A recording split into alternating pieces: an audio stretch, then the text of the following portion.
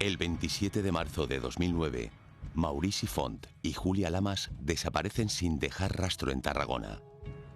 La última persona en verlos es Ramón Laso, cuñado de Maurici y pareja de Julia. ¿Se trata de una huida voluntaria o hay algo más detrás de esta desaparición?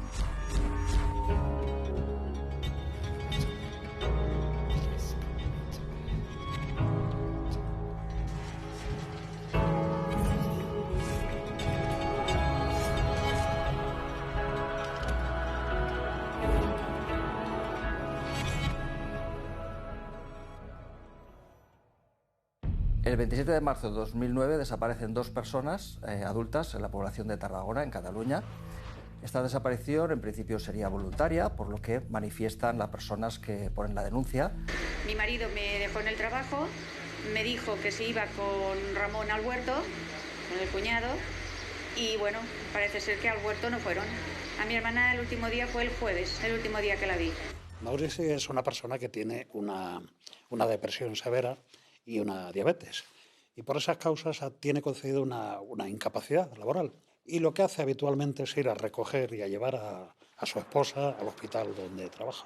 Aquel 27 de marzo, cuando habitualmente quien iba a recoger a Mercedes era su marido, en este caso Maurici, sin embargo, sin previo aviso, quien acude a recogerla es su cuñado Ramón Laso. Ramón, con una herida en la nariz, totalmente sin aliento, sudoroso y nervioso, y le explica una historia que ya desde el primer momento Mercedes no cree, porque Mercedes conoce muy bien a su marido y sabe que su marido es incapaz de lo que le está explicando Ramón. Venía todo rojo, como si hubiera hecho una maratón, sin las gafas, no articulaba palabra, bebiendo agua continuamente. Me dijo que se habían ido, y yo diciéndole que imposible, que ni mi hermana ni mi marido eran dos caracteres totalmente opuestos.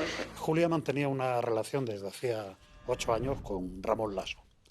Pero a su vez Ramón Laso mantenía una relación sentimental paralela con la hermana de su mujer, con Mercedes. Sufrió porque sufrió y quizás de Pina Pater, pero no fui yo la que inició. Era él el que venía siempre detrás. Mercedes está extrañada porque su marido no la está esperando como hace a diario. Ramón Laso le da una explicación. Según él, su marido, Maurici Font, y su esposa o pareja, Julia Lamas, se han enterado del amorío que mantienen en secreto y han decidido huir juntos. No me creí en ningún momento en que se hubieran ido. Por supuesto que no, porque no me lo creí, pero bueno, siempre te queda aquella cosa y dices, voy a buscar a ver, ¿no? Mercedes se dirige a su domicilio para intentar comprobar si hay algún elemento que lo avale. Efectivamente, Maurici no está allí, pero hay algo inquietante. En el cajón de las medicinas están todos los medicamentos de su marido, los de la diabetes y los de la depresión, de los que es absolutamente dependiente. Algo no encaja. En ese caso, ella se cuestiona cómo una persona que necesita esa medicación constante se puede haber marchado sin llevarse los medicamentos con él. Al día siguiente de la desaparición, Mercedes va a la comisaría a denunciar la desaparición de Maurici, su marido, y de su hermana Julia. En ese momento va acompañada de Ramón, que es el marido de Julia, y el Ramón no quería que Mercedes denunciara. Le insistía de que no, que seguro que se han ido. Entonces se vino conmigo a la comisaría del frente del hospital y allí fue donde quise poner la denuncia, pero él habló su versión y no me dejó hablar nada. Según Ramón Laso, se va a la Rambla a buscar al trabajo a Julia. Él explica que es allí donde se encuentra que también se ha avanzado su cuñado y que Julia y su cuñado Maurici le dicen que se van, que no quieren saber nada de ellos y que se marchan. Ramón Laso se hace un poco con las riendas de la situación y no permite que Mercedes se explique ante los policías. Es él el que en todo momento lleva la iniciativa, lo que crea una cierta frustración en Mercedes porque regresan a casa sin haber interpuesto la denuncia, que es lo que ella quería. Mercedes casualmente se encuentra en la calle una vecina que es funcionaria de prisiones, que ha estado en la cárcel de Tarragona, y le explica que lo que le ha contado Ramón. Y entonces esa funcionaria le dice, ¿pero tú sabes quién es Ramón? Él sí que manifiesta que había estado en la cárcel, pero le explica que era por otros delitos. En ningún caso le explica que era por estos hechos tan graves como matar a la mujer y al hijo. Y entonces esta funcionaria de prisiones acompaña a Mercedes a poner la denuncia. Y allí dijo que cumplió condena porque a él le culparon de la muerte de la mujer y el niño, cuando él no tuvo nada que ver, porque la mujer y el niño tuvieron un accidente con el coche y murieron los dos. Ante la insistencia de Mercedes, los Mossos deciden iniciar una investigación. Las versiones de las parejas de los desaparecidos no pueden ser más diametralmente opuestas, pero como Ramón Laso enriquece su relato con tantísimos detalles y defiende ser el último que los vio marchar, los Mossos se encuentran en la obligación de acudir a él para recabar datos que permita averiguar dónde están Maurici Font y Julia Lamas. Ramón tenía, vamos a decirlo así, una especie de lugar de escape. Era un huerto que se encontraba en Els Pallaresos y era donde él pasaba gran parte del tiempo. No solo porque era un hombre que le gustaba cultivar ese huerto, sino porque además era donde tenía sus escarceos amorosos con Mercedes. Es allí donde lo encuentran los Mossos. Se hace un registro superficial al domicilio y al huerto, y son registros superficiales. Son siempre voluntarios, no son con orden judicial. Ramón no pone ningún impedimento en que se realicen estos registros superficiales, tanto en el domicilio como en el huerto. Desde el primer momento siempre ha querido colaborar, dándonos información, intentando explicar algún detalle siempre que se le ha citado. Pasa un año y no se consigue ningún indicio, ninguna prueba para poder inculpar al señor Ramón Laso. La investigación da un giro cuando surgen indicios que parecen confirmar la desaparición voluntaria de Julia y Maurici. En los alrededores de la estación de Renfe, de allí de Tarragona, se encuentra el coche de Maurici mal estacionado, con las puertas abiertas y la documentación extendida sobre los asientos, ¿no? Y podía dar a entender de que estas personas se habían marchado de casa, habían llegado a la estación, habían dejado el coche mal aparcado porque no querían volver a recoger el coche y habían cogido un tren. Un funcionario de la estación nos dice que ha visto o identifica que estas personas habían ido a coger un tren. Pero no son estos los únicos indicios de una posible huida voluntaria de Julia y Maurici. Aparecen una serie de llamadas a un diario de Tarragona, donde una persona dice que es Maurici, que dice que está por Valencia, que se encuentra a la mar de bien y que no le busquen. Si Maurici Font y Julia Lamas estaban en Castellón porque así lo deseaban, viviendo felizmente su vida, ¿por qué no comunicárselo directamente a sus familiares? ¿Por qué utilizar intermediarios como un periódico? ¿Por qué no llamar directamente ellos y sí hacerlo a través de terceros? También se producen otras llamadas, en este caso la madre de Ramón Laso, también en el mismo sentido. Es Maurici que se pone en contacto con la madre y le explica de que están bien, que tanto Julia como Maurici se encuentran en la mar de bien y que ellos lo que quieren es marcharse. Tal es así que al principio de la investigación, lo que es la desaparición de Mauricio y Julia, la justicia lo archivó porque consideraban que eran dos personas adultas que se habían podido ir perfectamente. Mercedes decide contratar a un detective que ya había colaborado con el intento de esclarecimiento de los anteriores crímenes imputados a Ramón. Cuando yo oigo el nombre de Ramón Laso me preocupo muchísimo. Si él está por en medio sé que hay un problema grande, seguro. A Ramón Laso tenía yo más que olvidado porque con la condena grande que le había caído todavía yo podía pensar que él estaba en prisión. En su encuentro con el detective, Mercedes Lamas descubre el pasado criminal de Ramón Laso. El investigador privado le cuenta cómo 20 años antes su cuñado había matado a su hijo y a su primera mujer, Dolores Camacho. Según la versión de Ramón Laso, el 9 de junio de 1988, al llegar a su casa se da cuenta que su mujer no está, pero también falta su vehículo. Se dirige a casa de un tío suyo que es guardia civil. Pretende a través de su intervención averiguar si se ha producido algún tipo de accidente de tráfico que pueda explicar la desaparición de su mujer y de su vehículo. Dice que la Guardia Civil le comunica que lo único que saben es que una mujer ha perecido, ha muerto, arrollada por un tren en un lugar de difícil acceso en Amposta. Lo cierto es que la Guardia Civil nunca le da el lugar concreto y preciso donde se ha producido el atropello. Ramón va con su tío en el coche y se presentan en casa de los padres de Dolores Camacho. Preguntan por ella. es una hora muy tardía, a las 10, a las 10:30, 11 de la noche. El padre se extraña. El padre de Dolores Camacho rápidamente coge una chaqueta, sale a la calle, se sube al coche. Ellos intentan evitar que se suba y ellos se desplazan con ese coche a unas vías que hay en la población de la aldea, unas vías de tren que está justo debajo de la autopista AP7. El propio padre de Dolores Camacho declarará con posterioridad que le resulta extraño comprobar cómo Ramón Laso parecía saber exactamente el lugar donde se encontraba aquel cuerpo, pese a que los investigadores no le habían dado la ubicación. El padre de Dolores Camacho en el coche oye como Ramón le dice a su tío guardia civil: date prisa que van a llegar ellos antes que nosotros, a lo cual el tío responde: cállate que me estás dando la noche. Cuando llegan ahí a las vías encuentran el cuerpo degollado de Dolores Camacho. Hay autoridades en aquel momento allí, etc. Entonces el padre también se baja junto con ellos del coche. Ramón salta a las vías, coge la cabeza de su mujer Dolores, el pelo lo levanta así y en ese momento el padre se desmaya y cae al suelo. Desde luego que permitir que una persona ajena a la investigación entre en el escenario del crimen e incluso toque, como fue en este caso, coja con sus propias manos la cabeza, eso es una actuación inexplicable.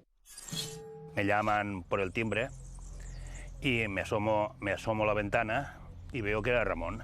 Y entonces fue cuando me dijo mi mujer que se ha suicidado. Una vez en el depósito, Dolores estaba cubierta con una manta y un sudario. Entonces él apartó la manta y cogió la cabeza, que la tenía separada del tronco, la cogió del cabello y me lo puso. Mira, David, yo le dije: Ramón, baja la cabeza, venga, y ponla en el sitio, que ya la veré mañana. Esta reacción es absolutamente increíble en alguien que se encuentra con una situación tan traumática. Lo normal ante un hecho tan traumático y doloroso es desde perder el conocimiento, llorar o tener una actitud efectivamente de disociación, pero para negar lo que estás viendo. Y al cerrar la puerta, él me dijo: dame la llave, David. La llave solo la podía entregar si me lo ordenaba el señor juez. Digo: ¿y para qué la quieres la llave? Iré a llamar a Francisco, nos iremos a la funeraria, cogeremos una caja y me llevaré a mi esposa a mi casa.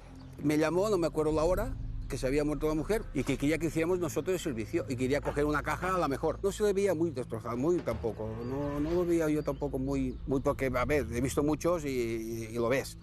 Pero él no estaba, no parecía también tanto. A ver, como, bueno, pues en teoría se ha suicidado, pues se ha suicidado. Y él me contestó: mira, yo me voy a buscar a Francisco.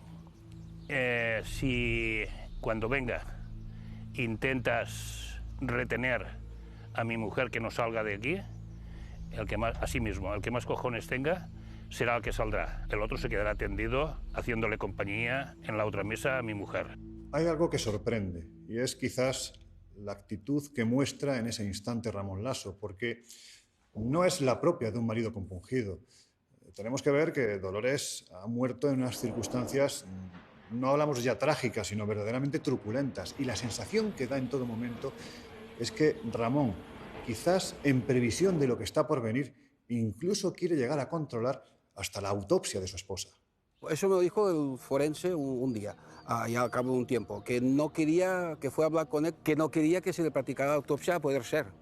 Pero bueno, digo: Ramón, tú sabes que se tiene que hacer la autopsia, o sea, no puedo evitarla. Se negó de forma vehemente y pertinaz a que a su mujer le practicaran una autopsia. ¿Qué tenía que ocultar? ¿Qué temía Ramón Laso? ¿Es que un estudio forense pormenorizado del cuerpo de la víctima podía implicarle en algo? Ramón Laso y Dolores Camacho parecen un feliz matrimonio con 2 hijos. En realidad, cuando muere Dolores, la pareja atraviesa una etapa llena de tensiones. Ramón Laso llega a Amposta después de estar trabajando por distintas ciudades de Cataluña. Se establece en Amposta porque tenía también parte de la familia y es allí cuando conoce a Dolores. En Amposta conoce a Dolores, con la que poco tiempo después contraerá matrimonio y tiene 2 hijos, Daniel y Carlos. Hay un momento en el que Ramón y Dolores traban amistad con otro matrimonio y a partir de ahí la situación de, vamos a decir así, de convivencia se torna habitual, empiezan a salir con ellos. La mujer de este otro matrimonio se llama Teresa. Con el tiempo, Ramón y Teresa estrechan mucho los vínculos y llegan a mantener relaciones. En el pueblo hay quien sabe más de mi vida que yo misma. Porque bueno, así se ha comentado. Uno dijo que quizás, el otro lo dio por hecho, el otro dijo sí que la habían visto, el otro que sí que estábamos todos los días de cena. Pues bueno, aquí cada uno fue montando la historia que mejor le vino. A nivel de pueblo nos conocemos todo el mundo y claro, había chunchullo. ¿Que tenían una relación? Pues sí, tenían una relación. A través del padre de Teresa comenta, en las conversaciones que mantenemos él y yo, ves qué va haciendo para llegar a conseguir pues, el contacto con esa mujer. Pues por aquel entonces, lo que es mis padres, el que era mi marido entonces, y junto a Loli y Ramón, y los críos naturalmente, hicimos una amistad, pues esto de ir los fines de semana a su casa, o ir un día a la playa. Ramón, una persona encantadora, bellísima persona, una persona muy viva, muy echada para adelante, un buscavidas, una persona, es que no sé cómo decirlo, una bellísima persona. Una bellísima persona. Pero bueno, luego ya sacó su verdadero yo. El marido de Teresa va a jugar a fútbol. Cada semana entrena 1 o 2 noches por semana. Un día que él va a entreno, resulta que no hay luz en el estadio, en el campo, y ese marido regresa mucho antes a casa de lo que esperaba Teresa. El marido intenta abrir la puerta, no lo consigue, la puerta está bloqueada por dentro. Él llama insistentemente, al final la mujer acaba abriendo. El marido registra la casa, encuentra a Ramón, tienen una pelea. Ese matrimonio acaba separándose. Incluso llegaron a decir que el que era mi marido entonces me había pillado en casa con Ramón. Cosa que no es real y es una calumnia grandísima, porque ese hecho no se ha dado nunca, por lo cual nunca nos pudo pillar. Dolores, lógicamente, acaba teniendo conocimiento de estos hechos. Dolores sí que quiere separarse. Ramón no le interesa. Ramón es un hombre que su leitmotiv es el dinero. Si se separaba, lo más normal es que la ley diera la custodia de los pequeños a Dolores y él perdiera la casa, perdiera a los niños. En realidad, Ramón Laso y Dolores Camacho nunca se separaron. Era una convivencia que se iba deteriorando poco a poco, cada día era más insufrible, pero los hechos son los que son. El día 9 de junio de 1988, en la vía del tren aparece el cuerpo decapitado de Dolores. La autopsia revela que Dolores Camacho se ha suicidado, pero su familia sigue sin creer que esto haya podido ocurrir. Sí, que el padre en los primeros momentos comentó que su hija no podía haberlo hecho, no era capaz de haberlo hecho, que tenía sus hijos, que no era capaz. Es una persona vital, con un futuro increíble, que tiene 2 hijos magníficos a los que adora y tal, y no creen que haya podido en ningún momento suicidarse. Eso levanta para la familia las primeras sospechas, que de luego son muy consistentes y las mantienen en el tiempo. Estamos convencidos que mi hermana no era capaz de ir al sitio donde se suicidó y suicidarse allí. La zona donde ocurrieron los hechos, Ramón lo conocía, porque por allí al lado tenía el jefe de la funeraria una finca de naranjos, y por allí habíamos ido, igual él como yo, pasado un montón de veces. Yo supongo que él conocía la zona, lo conocía bien. A pesar del empeño de la familia, el caso se archiva y Ramón Laso continúa su vida. Una vez que es enterrada Dolores Camacho, la familia, tanto de ella como del propio Ramón, se reúnen para... Puede sonar un poco frívolo, pero la idea es repartir con quién se va cada uno de los niños. Uno de ellos permanece con la familia de Dolores Camacho en Amposta y el otro se va con la familia de Ramón, concretamente a Quesada, en Jaén.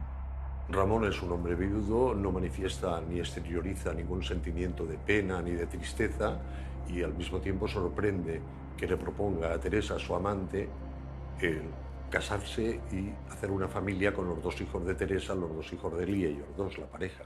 Cuando pasó lo de Dolores, al cabo de un tiempo, él me propuso mantener una relación.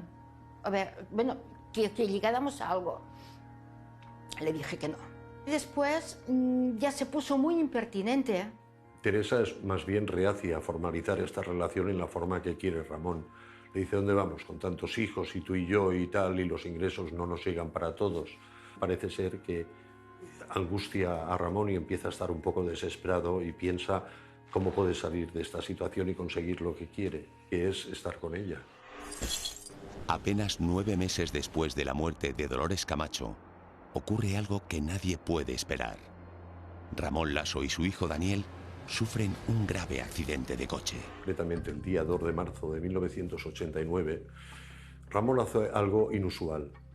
Va a buscar al niño al colegio sin avisar a los abuelos. Él coge al niño y se lo lleva a Cherta, una población cercana, es una carretera de subida, la carretera que va de Cherta a Gandesa.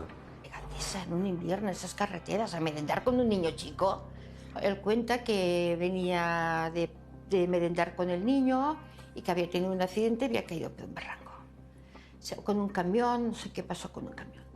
Según cuenta Ramón, en una curva que él iba a tomar hacia la izquierda, le aparece un camión y él tiene que pegar un volantazo hacia su lado derecho y es cuando cae al barranco.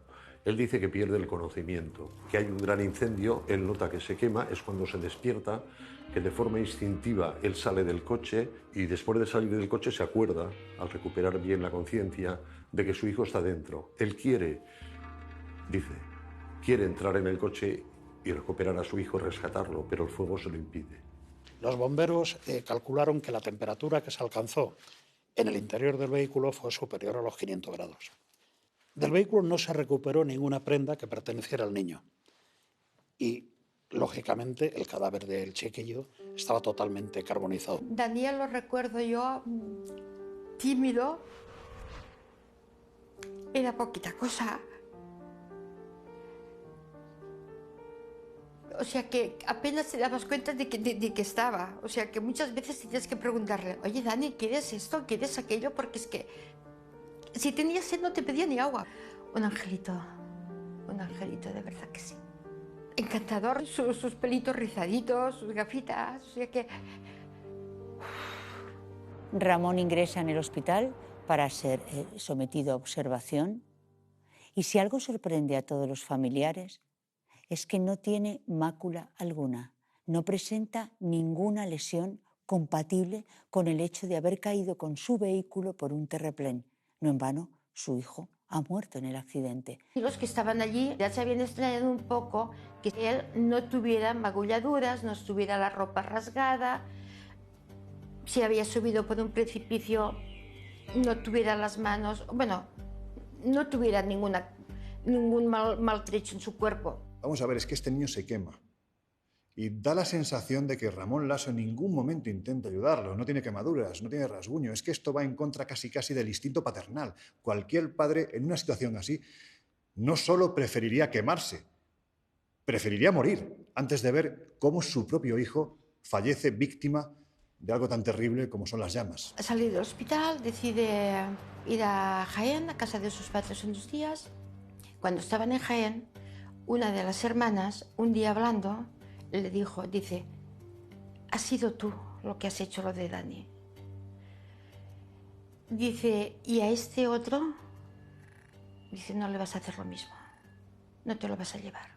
El fallecimiento del pequeño Daniel en este accidente es archivado a los pocos días, quizá en menos de un mes, diciendo que sencillamente es una cosa fatal que ha ocurrido en un accidente de tráfico. Después de la muerte de Daniel, a raíz de ese accidente de coche, los familiares de la madre de Daniel empiezan de nuevo a intentar investigar porque consideran que este accidente no podía ser accidente como tal. Estamos hablando de una manifestación lógica de dolor, es decir, de intentar enfrentarte a algo que ha ocurrido y que no comprendes y que casi niegas, o es que realmente tenían la intuición de que detrás de esta muerte, la muerte de Daniel, y del supuesto suicidio de Dolores, había algo más. La familia de Dolores intenta reabrir el caso de su supuesto suicidio e indagar la muerte de su nieto. Y es aquí cuando intentan que la justicia reabra el antiguo caso, el de la muerte de Dolores, y que consideran que detrás del accidente de coche quien hay es Ramón. Y es aquí cuando empiezan a buscar un abogado, un investigador privado para reabrir este caso. Me llamo Juan Camacho, padre de Dolores y abuelo del niño Daniel. Me cuenta que él cree que en ambas muertes hay una intervención directa por parte de Ramón Laso. Era un hombre destrozado, no paraba de llorar. A medida que él me iba contando toda la situación con mucho detalle, a mí pues se me ponían los pelos de punta, me estaba alterando. Yo cogí el servicio, lo acepté y al cabo de pocos días me desplacé a la ciudad de Amposta para comenzar mis investigaciones. Y el investigador descubre algo hasta el momento desconocido, pero que puede ser muy interesante, y es que Ramón Laso tenía un amante. ¿Puede este hecho tener alguna importancia en el suicidio de Dolores? A lo largo de las investigaciones yo fui encontrando un cúmulo de indicios que eran contradictorios. Terminé haciendo un informe que la familia de Dolores Camacho presentó con un abogado en los juzgados de Tortosa. Allí decidieron reabrir el caso. Entonces el caso, que hasta aquel momento lo había llevado la Guardia Civil, lo pasaron a la policía. Empezamos por detectar, por ejemplo, que en este lugar donde apareció el cuerpo, esa noche había llovido y las zapatillas que tenía la difunta no tenían ningún resto de barro ni de suciedad. Me vino la orden judicial comunicándome pues, que al día siguiente vendría el forense y se practicaría una segunda autopsia. El cuello estaba cortado limpiamente, o sea, como si hubiera puesto el cuello en la vía esperando que el tren pasara. En nuestra experiencia jamás habíamos conocido un caso de una persona que al suicidarse con el tren espere con toda la sangre fría del mundo a que el tren pase. La gente se tira al paso, o sea, en el momento que llega el tren se lanzan y el tren los atropella. Entonces, claro, es muy difícil un corte limpio. El maquinista del tren de mercancías que arrolla a Dolores, él se percata en la distancia de que hay un cuerpo en la vía y desde ese momento hace todo tipo de señales acústicas para que reaccione, pero no hace nada. La sensación que tiene es que está como muerta. No es normal, no existe que una persona vaya a la vía del tren, se ponga allí tumbado, ponga el cuello encima de la vía del tren y permita que llegue el tren y lo arrollen. Otro detalle, por ejemplo, es que apenas había sangre. O sea, una persona que le han cortado el cuello, las arterias que conducen la sangre al cerebro tienen una capacidad de bombear sangre terrible. Si esa persona hubiera estado viva, el corazón al seguir latiendo, la sangre hubiera salido al exterior. No había casi sangre en el lugar donde apareció el cuerpo. Todo eso nos hacía sospechar que esa persona pues, había sido colocada en el lugar. Lo que supusimos todos es que al llegar Ramón a casa con Lolita debieron de tener una discusión. Podría ser perfectamente que él pudiera estrangularla y el hecho de poner el cuello de Lolita justo en la vía es para que al arrollarla desaparecieran las marcas de la presión que él hubiera hecho sobre ella. Las investigaciones también se centran en averiguar si la muerte de Daniel, el hijo de Ramón Laso, se había debido a un accidente o si se había tratado de un crimen. En el caso de Policía Nacional hicieron un peritaje muy minucioso del que era el accidente de coche y ese peritaje minucioso les valió para que realmente el juez considerase que sí que había indicios suficientes para pensar que quizás no había sido un accidente. Que el lugar donde se supone que sucede el accidente es una zona de curvas y allí es muy difícil y con mucha velocidad. Comprobamos en el desguace que el coche tenía puesta la primera marcha. La primera marcha en un Seat 850 puede suponer que el coche podía ir como mucho a 50 km por hora, vamos, ya acelerando mucho. Todo eso nos lleva a la conclusión de que es casi imposible que el coche hubiera salido de la carretera. Ramón Laso decía que cuando pega ese volantazo porque le aparece el camión y lo desplaza de la carretera, iría a unos 80 km por hora. La Policía Nacional averigua que en el escenario del accidente el coche tenía los tapones del depósito de gasolina y el del aceite quitados y estaban arrojados allí, junto a unos metros del coche. Eso no es posible. O sea, no es posible técnicamente que, debido al impacto, saltaran los dos tapones. Y tampoco es posible que se hubiera prendido aquello con la virulencia que se hizo si no se le aplica directamente al combustible un fuego, pero de manera directa. Se supone que tendría que caer y abajo del todo incendiarse. Y detectamos restos de quemaduras en la parte de arriba de la carretera. Todo eso nos lleva a la conclusión de que el coche es empujado, el coche es incendiado arriba del todo y lanzado por la cuneta. Pero la capacidad de maquinación y de manipulación de Ramón Laso no tiene fin. El accidente en el que muere abrasado vivo su pequeño hijo no tiene lugar con su vehículo. El seguro que le cubre es a terceros, de manera que en caso de accidente no hubiera cobrado ninguna prima. Por contra, va a un concesionario de vehículos. Consigue que le dejen uno. Este tiene un seguro a todo riesgo. Será dentro de ese vehículo donde terminará muriendo su hijo. Él trabajaba allí en Amposta en una funeraria y él sabía el tema de los seguros, esto es cómo iba. Por eso ya lo tenía todo preparado. Él ya sabía él que la prueba es que a los 2 días de enterrar al pequeño, y ese fue la compañía de seguros a pedirle los 3,5 millones de pesetas. De los dineros que cobró, se abrió un videoclub en un pueblo de aquí al lado que se llama Alcaná. Y te digo, fue haciendo su vida.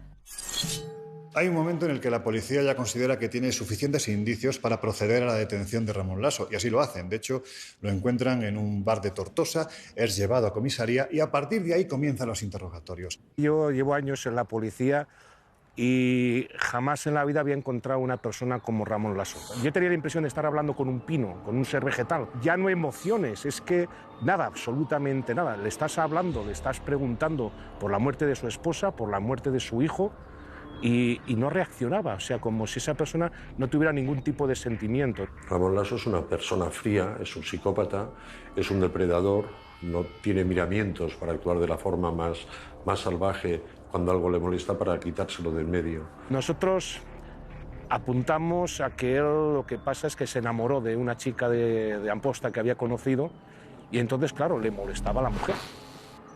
Claro, como no tiene sentimiento ninguno, simplemente, pues bueno, simula el suicidio de la mujer, así se libra de lo que le molesta y puede dedicarse a la persona que él parece ser que quería.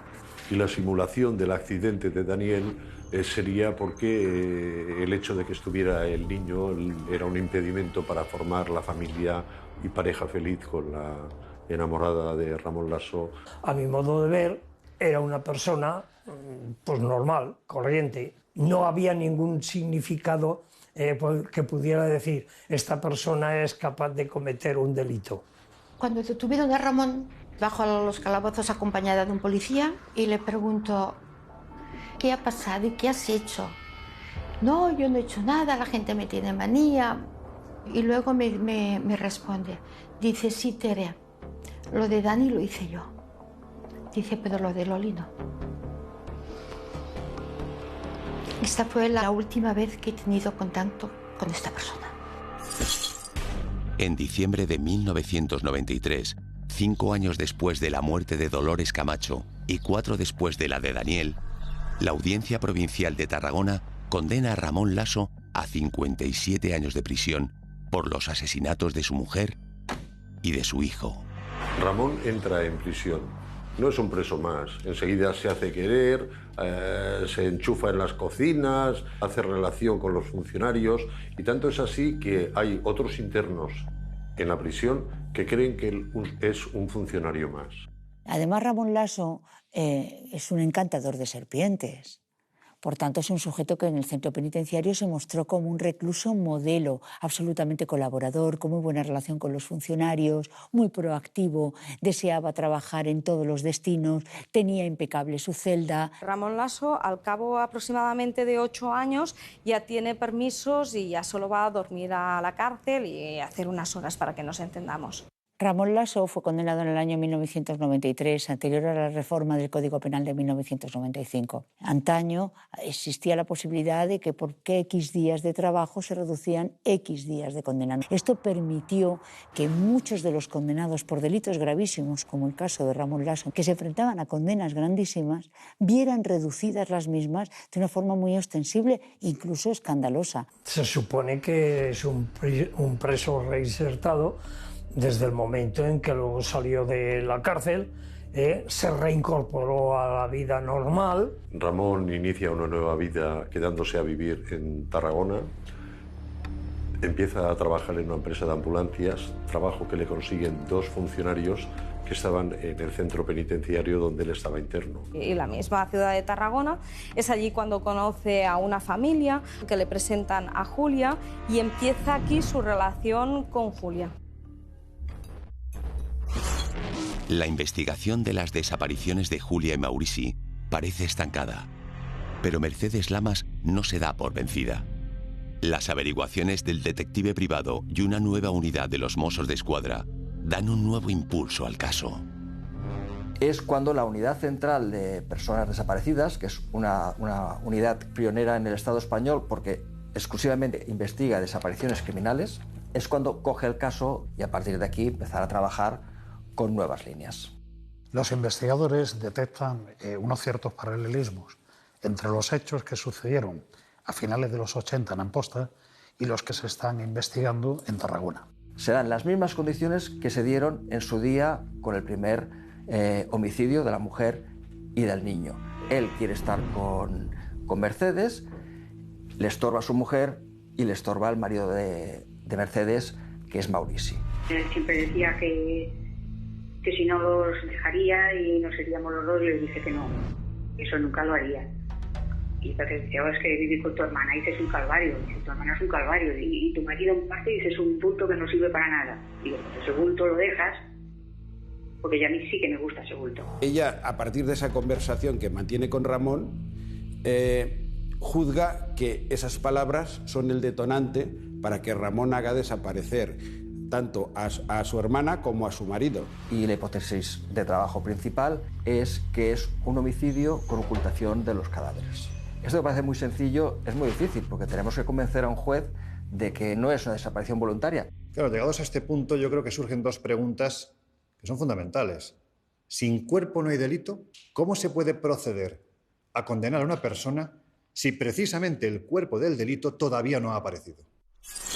Que hace la UCPD de Mossos es decir, no solo no se han ido, sino que consideramos que estas personas están muertas. Entonces hay toda una primera fase de la investigación que no se trata de buscar los indicios de criminalidad, sino que lo que hacen es un estudio de victimología. Lo que llamamos una autopsia psicológica. ¿En qué consiste? Consiste en centrar todo el estudio y la investigación en torno a la víctima para averiguar quién era, cuáles eran sus rutinas, quiénes eran sus amigos, cuál es su círculo cercano, cuáles eran sus actividades. Maurici, por ejemplo, padecía una diabetes y necesitaba un contacto continuo con la medicación, una medicación que se había dejado en casa. Se habían ido sin sus pertenencias, no habían cogido dinero, no habían mantenido contacto, por ejemplo, para abrir cuentas bancarias. Había también otro indicio que consideraron importante y es que, por ejemplo, en ese sentido, ni Mauricio ni Julia se habían puesto en contacto en ninguno de sus familiares. Se puede inferir de que estas dos personas no han marchado voluntariamente. Hay una serie de condicionantes que el único que las mantiene y que ha desaparecido voluntariamente es Ramón. Yo creo que Ramón, de la forma que actúa, se puede creer listo, pero realmente no lo es.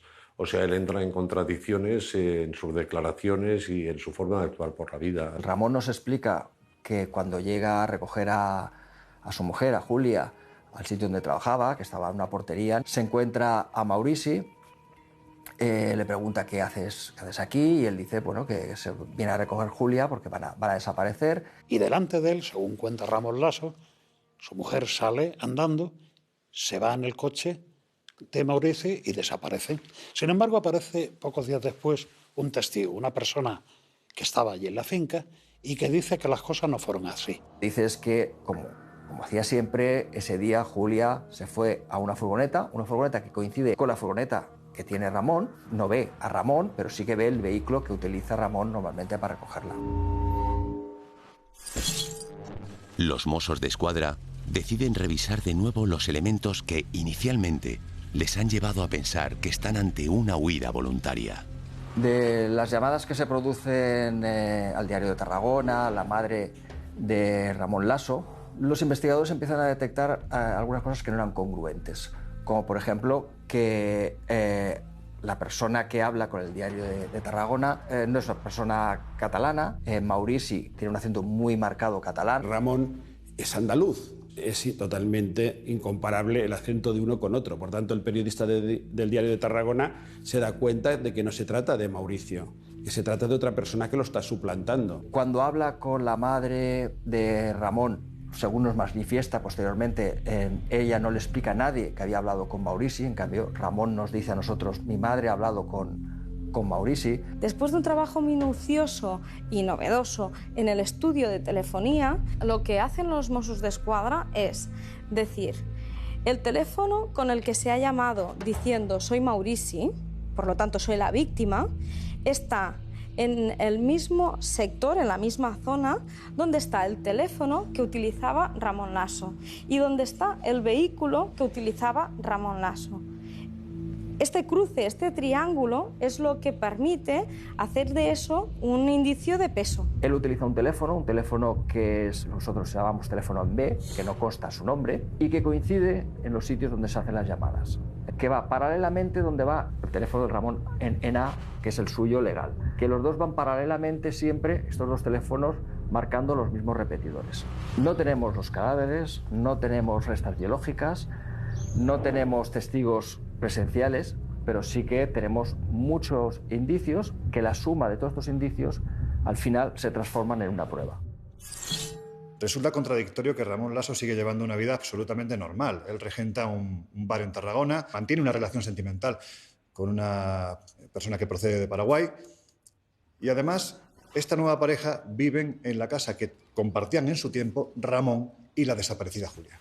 Por las interacciones telefónicas se escucha de que tiene relación con otra persona, una mujer de Paraguay, que lo que se oye en las conversaciones es que había posibilidades de que se fueran a Paraguay, vender su domicilio, ya había hecho algún trato con alguna inmobiliaria para poder vender el domicilio, vender el bar. Se dan cuenta de que Ramón se va a quitar del medio porque tiene la mosca detrás de la oreja, ve que los 2 años transcurridos la policía no se ha olvidado de él y contrata los servicios de una empresa de origen paraguayo para que le trasladen objetos, muebles a Paraguay. A partir de ahí, los Mossos d'Esquadra deciden detenerlo. El 30 de marzo de 2011, 2 años después de la desaparición de Julia Lamas y de Maurici Font, los Mossos d'Esquadra detienen a Ramón Lasso como presunto autor de 2 homicidios. En Tarragona han detenido a un hombre acusado de la desaparición hace 2 años de su segunda mujer y su cuñado. Este hombre fue condenado ya y cumplió condena efectivamente por asesinar a su primera mujer y a su hijo de 6 años. Se registra el bar, se registra el domicilio de los Pallaresos, hay un taller con muchísimas herramientas y dentro de las posibilidades que podía haber es encontrar ADN de los presuntos desaparecidos en alguna de estas herramientas. Se encuentran una palanqueta que aquí en Cataluña le llaman pata de cabra y encuentran restos biológicos, pero claro, al haber transcurrido 2 años y haber estado esa pata de cabra a la intemperie, es imposible sacarle el ADN. Se mira al subsuelo por si hay un agujero donde han podido meter a los cadáveres, se registran las habitaciones y la sorpresa más importante es cuando en la mesita del dormitorio, donde él dormía, se encuentra tanto el teléfono móvil como la tarjeta SIM utilizada para hacer las llamadas tanto al diario de Tarragona como a la madre del Lasso.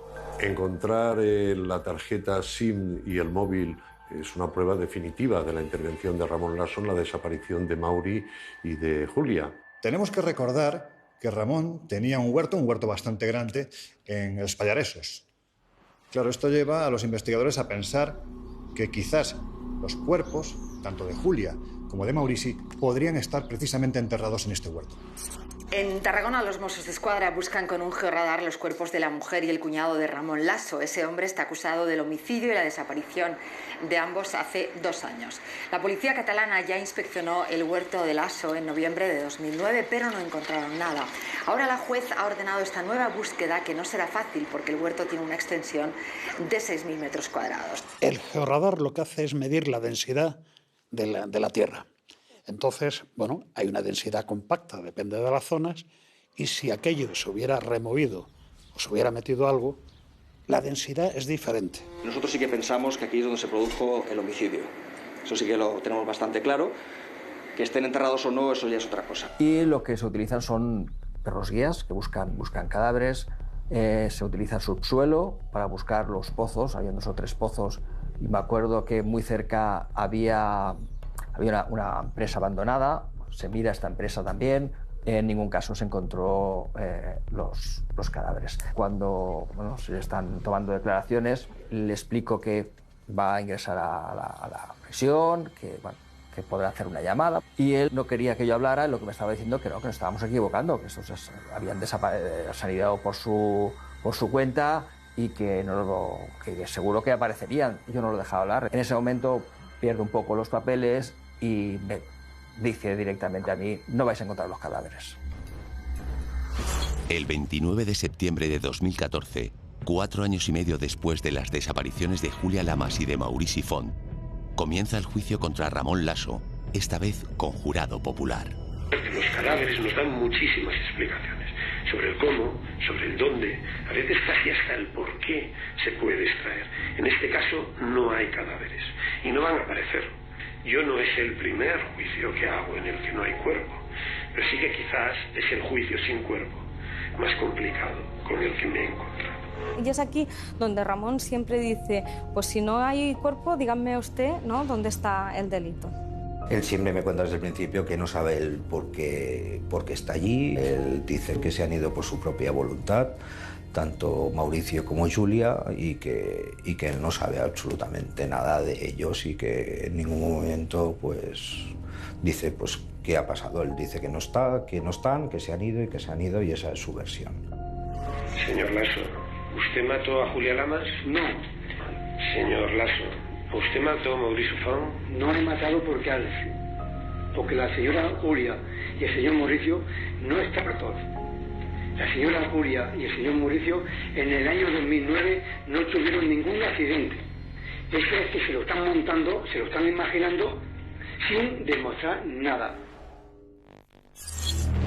El 14 de octubre de 2014, el jurado emite su veredicto. 7 de sus miembros consideran a Ramón Laso culpable de haber matado a Julia Lamas y a Maurici Font, frente a 5 que lo exculpan. 10 días más tarde, la Audiencia Provincial de Tarragona lo condena a 30 años de prisión por estos 2 homicidios. Estamos hablando de homicidio con ocultación del cadáver, no se tipifica como asesinato, donde las penas son más altas porque no hay la posibilidad de conocer cómo se ha producido la muerte. Se supone que él primero convence a Maurici, lo lleva al huerto y allí lo asesina. Posteriormente va a recoger a Julia y realiza la misma operación que ha realizado con Mauricio. Y es importante destacar que se trata de una condena pionera. Pionera porque se termina con el falso mito de que si no hay cadáver, no hay homicidio. En este caso, no solo no hay cadáver, no hay más allá que indicios, no hay prueba directa, no hay confesión. No hay nadie que confese la autoría, no hay una escena del crimen, no hay restos biológicos como podría ser sangre de las víctimas, no hay testimonios de un hecho delictivo como tal, es decir, hay toda una serie de no, y esto es lo que lo hace distinto. De esta manera se condenó en base a indicios. Diríamos que la condena por indicios es una condena muy compleja, porque partes del conocimiento de una serie de hechos aparentemente no criminales, pero que enlazados entre sí permiten llegar a la inferencia lógica de un hecho criminal. Poder conseguir que sea condenado esta persona por estos hechos sin tener lo que en el ABC de un homicidio se pide, para nosotros y ser pioneros es lo más importante. Existe la teoría, por unos sistemas que se le ponen electrónicos, que él visita el cementerio de Amposta.